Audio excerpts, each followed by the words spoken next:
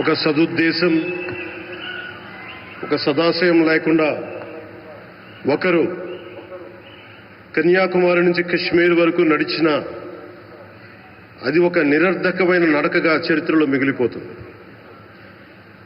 కానీ ఒక సదాశయంతో, ఒక సత్సంకల్పంతో ఇంకొకరు కన్యాకుమారి నుంచి కశ్మీర్ వరకు ప్రజలందరితో మమేకమై వారందరినీ ఏకతాటిపైన నడిపిస్తే అది ఆత్మనిర్భర భారత్ అవుతుంది. అదే కన్యాకుమారి నుంచి కశ్మీర్ వరకు ప్రజలకి వారి పరిసరాల శుభ్రత యొక్క బాధ్యతను తెలియజేస్తే అది స్వచ్ఛ భారత్ అవుతుంది. అదే కన్యాకుమారి నుంచి కశ్మీర్ వరకు ప్రజల గుండెల్లో దేశభక్తి, ధైర్య సాహసాలతో నింపితే అది పటిష్టమైన, బలిష్టమైన భారతం అవుతుంది. అది ఒక రోజున అఖండ భారతం అయి తీరుతుంది.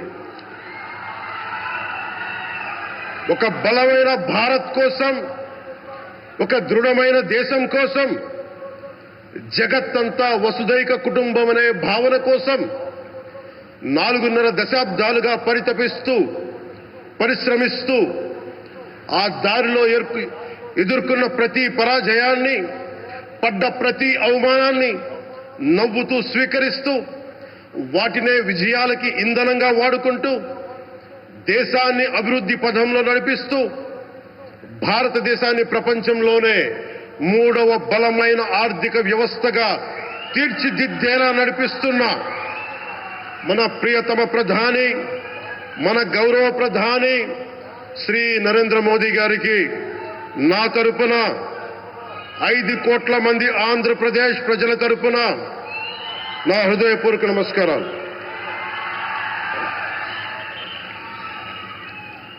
విద్యార్థి నాయకుడిగా రాజకీయాల్లో ప్రవేశించి రెవెన్యూ మంత్రిగా, ఆర్థిక మంత్రిగా మొదలై తెలుగుదేశంకి రథసారథి అయి 4వసారి ముఖ్యమంత్రి అయి తెలుగు ప్రజల్ని అభివృద్ధి పదంలో నడిపిస్తున్న దార్శనికులు, రాజకీయ ఉద్దండులు గౌరవ ముఖ్యమంత్రి శ్రీ నారా చంద్రబాబు నాయుడు గారికి నా హృదయపూర్వక నమస్కారం. తోటి మంత్రివర్గ సహచరులైన ప్రతి ఒక్కరికి, నారా లోకేష్ గారికి, ఎన్డీఏ కూటమి శాసనసభ్యులకి, నాయకులకి, బీజేపీ నాయకులందరికీ పేరు పేరున నా నమస్కారాలు. కార్యకర్తలకి నా హృదయపూర్వక నమస్కారాలు. బీజేపీ నాయకురాలు శ్రీమతి పురంధేశ్వరి గారికి నా హృదయపూర్వక నమస్కారం. మా ఎన్డీఏ కూటమికి 164 అసెంబ్లీ స్థానాలు, 21 మంది పార్లమెంట్ సభ్యులనిచ్చి మమ్మల్ని వారి విలువైన ఓటుతో వేసి గెలిచిన ప్రతి ఒక్కరికి ఆడపడుచులకి, అక్క చెల్లెలకి, పెద్దలకి, పిన్నలకి, యువతులకి, యువకులకి పేరు పేరున నా హృదయపూర్వక నమస్కారాలు. ప్రజలు ఎన్డీఏ ప్రభుత్వాన్ని నమ్మారు, నిలబడ్డారు. అలా నిలబడినందుకే ఈ రోజున మన గౌరవ ప్రధానమంత్రి గారి సారథ్యంలో ఈ ప్రారంభోత్సవాలు కానీ, శంకుస్థాపనలు కానీ, అది దక్షిణ కోస్తా రైల్వే జోన్ కావచ్చు, కృష్ణపట్నం ఇండస్ట్రియల్ పార్క్ కానీ, గ్రీన్ హైడ్రోజన్ హబ్ కానీ, అనకాపల్లి బల్క్ డ్రగ్ పార్క్ కావచ్చు, 6 కొత్త రైల్వే ప్రాజెక్టులు కావచ్చు, వీటన్నిటికీ వచ్చే పెట్టుబడి దాదాపు 2,10,000 కోట్ల రూపాయల పెట్టుబడులు, 7.5 లక్షల మందికి ఉపాధి అవకాశాలు. అవినీతితో కూరుకుపోయి ఉపాధి అవకాశాలు లేక, ఉద్యోగ అవకాశాలు లేక విలవిల్లాడుతున్న సమయంలో మీరు నిలబడ్డారు. అందుకే ఈ రోజున ఈ 2 లక్షల పైచిలకు పెట్టుబడితో 7.5 లక్షల ఉపాధి అవకాశాలు లభించి మనందరికీ ఇచ్చినందుకు మనస్ఫూర్తిగా ప్రధానమంత్రి శ్రీ నరేంద్ర మోదీ గారికి చేతులెత్తి నమస్కరిస్తున్నాం.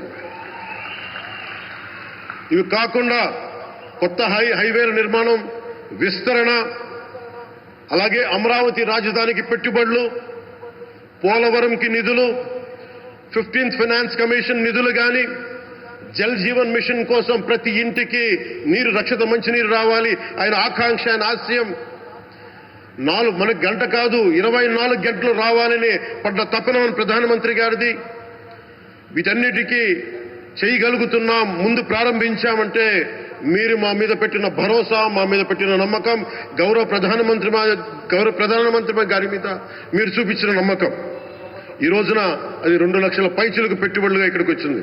ఎక్కడో మన మారుమూల గ్రామాల్లో 70 సంవత్సరాల పాలనలో గ్రామాలకి రోడ్డు లేదు. ప్రధానమంత్రి సడక్ యోజన కింద ఈ రోజున మనం మారుమూల గిరిజన గ్రామాల్లో కూడా రోడ్లు వేయగలుగుతున్నామంటే దానికి ముందుండి మాకు వెన్నుతట్టి మాకు నిధులు సమకూరుస్తుంది నరేంద్ర మోదీ గారు.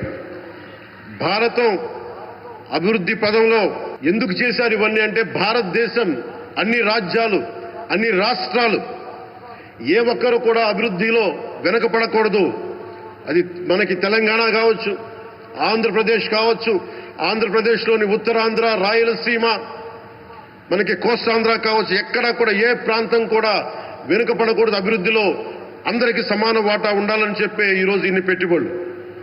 ఈ మోదీ గారి సంకల్పానికి, సహకారానికి, ఆయన గైడెన్స్కి మనస్ఫూర్తిగా నా కృతజ్ఞతలు. 5 ఏళ్ల అవినీతి, అరాచక పాలనలో ఆంధ్రప్రదేశ్ అంధకారంలో కూరుకుపోయినప్పుడు ఆ రోజున మన ముందుకొచ్చి మేము ఎన్డీఏ కూటమితో మనం నిలబెడదాం, ఆంధ్రప్రదేశ్ ప్రజల ఆకాంక్షలు నిలబెడదాం, అభివృద్ధి పదంలో నడిపిద్దామని చెప్పి ఆ రోజు ఆశాజ్యోతిలో నిలబడ్డారు. అసలు అభివృద్ధికి ఆస్కారమే లేదు ఆంధ్రాకి అనే స్థితి నుంచి అభివృద్ధి అంటే ఆంధ్రానే అని చెప్పుకునేలా గౌరవ ముఖ్యమంత్రి గారి నాయకత్వం, చంద్రబాబు గారి నాయకత్వంలో, ప్రధానమంత్రి గారి నిర్దేశకత్వంలో, వారి సూచనలతో, సహకారంతో కేబినెట్ కానీ, మంత్రివర్గ సహచరులు కానీ, ఎన్డీఏ కూటమి ఎమ్మెల్యేలు కానీ, మేమందరం కార్యకర్తలు అందరం కష్టపడతాం. అహిర్నిశలు రేయం భవళ్లు కష్టపడతాం. దేశ ప్రగతిలో భాగస్వామ్యులు అవుతాం. మేము ప్రధానమంత్రి గారికి అండగా ఉంటామని తెలియజేసుకుంటూ, ఆంధ్రప్రదేశ్లో ఉన్న ఆంధ్రాకి వెలుగుతో నింపుతున్న మీ నిండు హృదయానికి నా హృదయపూర్వక కృతజ్ఞతలు తెలియజేసుకుంటున్నాను. మరోమారు మీ అందరికీ ధన్యవాదాలు తెలుపుకుంటూ, నమ్మకం పెట్టారు. మీరు పెట్టిన నమ్మకానికి ఈ రోజున 2 లక్షల పైచిలకు పెట్టుబడులు తీసుకొచ్చారు. ప్రధానమంత్రి గారు ఉండటం వల్ల, సమర్థవంతులైన చంద్రబాబు గారు ఉండటం వల్ల మేమందరం నేర్చుకోవడానికి, పనిచేయడానికి సంసిద్ధంగా ఉన్నాం. సో మీరందరూ ఇదే సహకారం ఇవ్వాలని మనస్ఫూర్తిగా కోరుకుంటూ, ఆ భగవంతుడు, ఆ లక్ష్మీ నరసింహుడు ఈ దేశాన్ని మరింత ప్రగతి పదంలో నడిపించేలా గౌరవ ప్రధానమంత్రి శ్రీ నరేంద్ర మోదీ గారికి దీర్ఘాయుష్ ఇవ్వాలి, ఆరోగ్యం ఇవ్వాలని మనస్ఫూర్తిగా కోరుకుంటూ, ఆ లక్ష్మీ నరసింహుడిని వేడుకుంటూ సెలవు తీసుకున్నాను. జై భారత్, జై హింద్.